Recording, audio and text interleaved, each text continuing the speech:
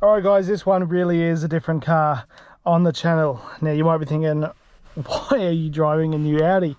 Have you gone crazy? No, I needed a car today because it's 37 degrees or 38 degrees and all my cars are broken, so I've rented this car. And because it's not a personal follower of mine or whatever, I'm going to be a bit hard on this car. I do not like it. It's not my favourite at all. Of course it's got some positives, but my probably overall stance is negative of this car. But anyway, we'll have a look at it. It's a brand new 2025 Audi Q3. Now I admit I don't know a lot about torque and figures. Actually, you know what? I will quickly just search it up. I would have prepared this earlier, but I actually wasn't aware that this is the car I was getting. I thought that I was going to get an MG G3, I think, the cheap little one.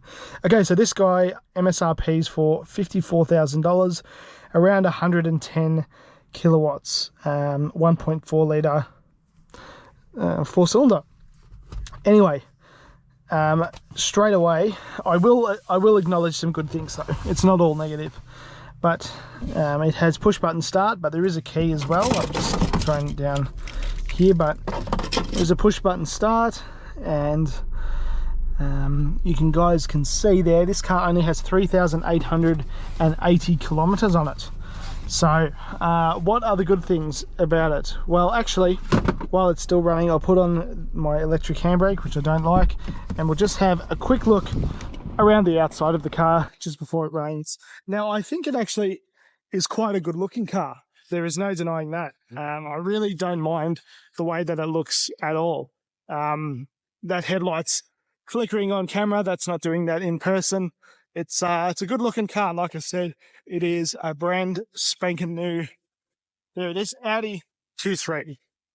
And as you can see, I've rented this from Car. Now, my experience with them was really good, but it's nothing to do with them that I don't like this car.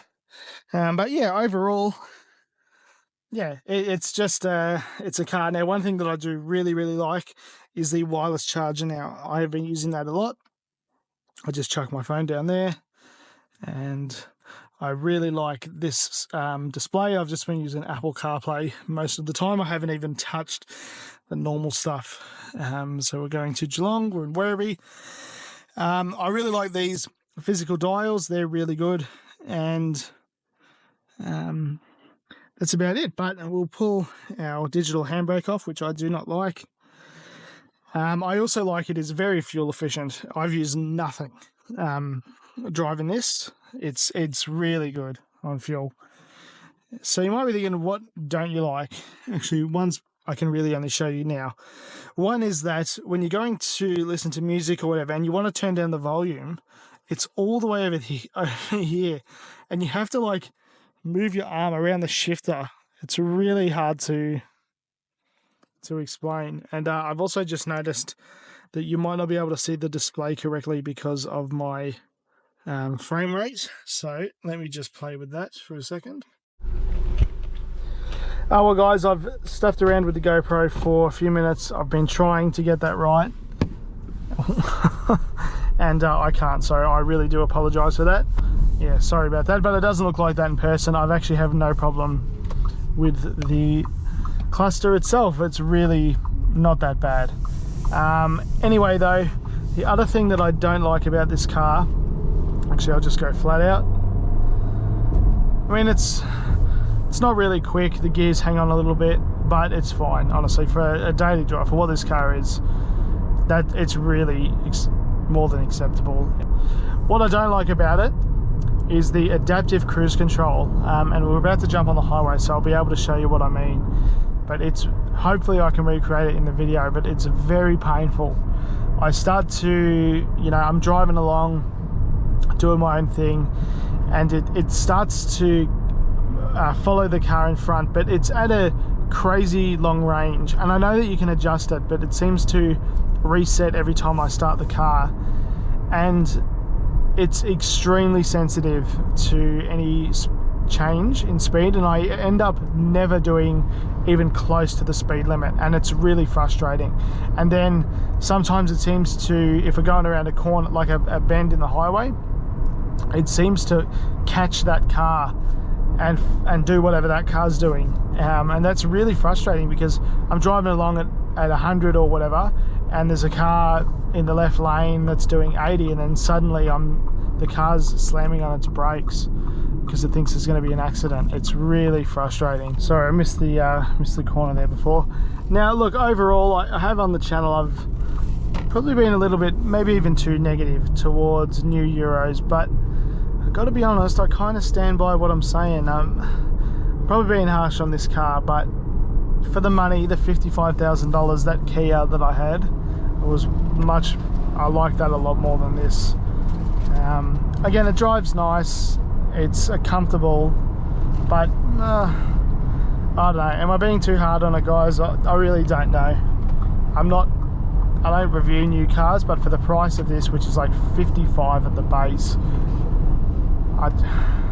that's a lot of money for this, and I really don't know where that money's going.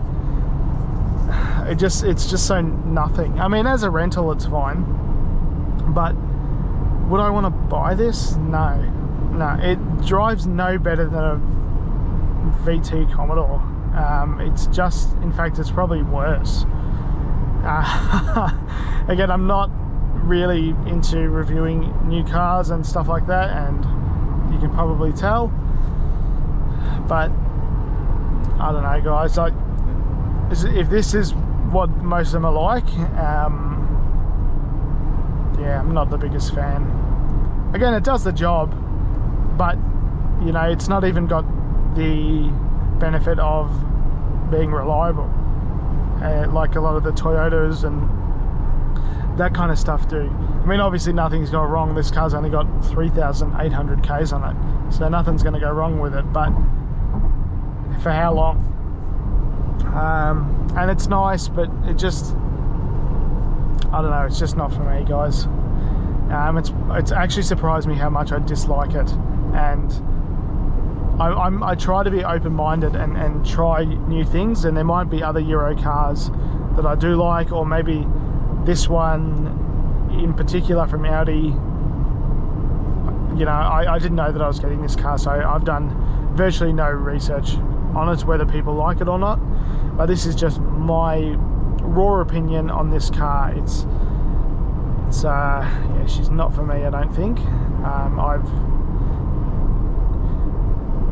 It drives really no better than a Toyota Corolla, a VT Commodore.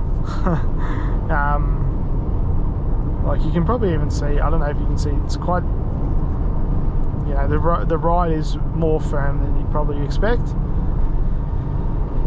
I do like the screen and everything, and the interior is nice. I love the phone charger here, that's really good, and it's quick for what it is, and it's good on fuel. There's no denying that, but it has almost the same features. I mean, there's nothing in here that other than the CarPlay that, I don't know, a VT doesn't have. So in fact, I actually prefer a lot of the features on those cars, because at least the cruise control in that car, I get that they have to have the driver adaptive stuff, but it just seems overly sensitive in this car, and it's almost a complete deal breaker, because again, I'm not going to be able to show it to you now, probably because the traffic's so light now. I'll see if I can do it on this truck in front of us.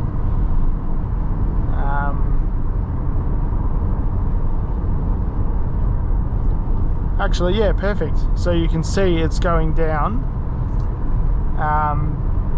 and it's still engaged. Like, my feet are not on the pedals, and we're accelerating now, and it just seems to be all over the place. And look, that truck is probably doing 93, but I don't know, it's just really annoying. I really don't like that at all. I've had adaptive cruise control before on like Tesla and some other modern cars, and it's not like this at all. So I really don't like that, and that is a deal breaker, because you know, if you're driving to Melbourne and stuff, you want to be using the cruise control. So look, that's probably about it, guys. This is a little bit of a different video. I just did a quick one because, well, I had the car anyway, and I thought, you know what, why not share my thoughts on it. I'm sorry, Audi, if you're watching, and you might be upset with my review, but unfortunately I'm not the biggest fan of this car. I'm sure there are good ones out there. I'm sure I might be doing something wrong, but yeah, not my favorite, that is for sure. It's probably the least favorite car I've ever had on the channel. And I'm not completely against brand new cars at all, but I would pick that Hyundai that I had a few weeks ago, or every day, over this car, every day of the week. For the reliability, they're almost the same price, and it was a much nicer car to drive than this, which surprised me, because this is an Audi. So yeah, there you go. If you guys like this video, then please like, comment and subscribe, but I probably won't be doing a ton more like this, I don't think. Again, I don't mind trying them every now and then and opening my perspective, broadening my knowledge, but this is, yeah, a little bit disappointed by the Audi, if I'm honest. So oh well, thanks again, guys, and I'm sorry if you have an Audi Q3 and I've said some bad things about it, but that's just my honest thoughts. The VL Calais that I did a video of today, oh, there we go, slamming on the brakes. Actually, that one's probably fair enough, because that truck. But yeah, the VL Calais that I did a video of today, that was a much nicer car to drive than this. So there you go. Sorry guys, I've just been driving, and I don't know if you can see it, I've just been driving home. I had it set to 100, and this car changed out into that lane, and it's now dropped me back to 92 despite being sat at 100. It's still set at 100. And I'm slowly accelerating and decelerating, so it's like it's focusing on this car.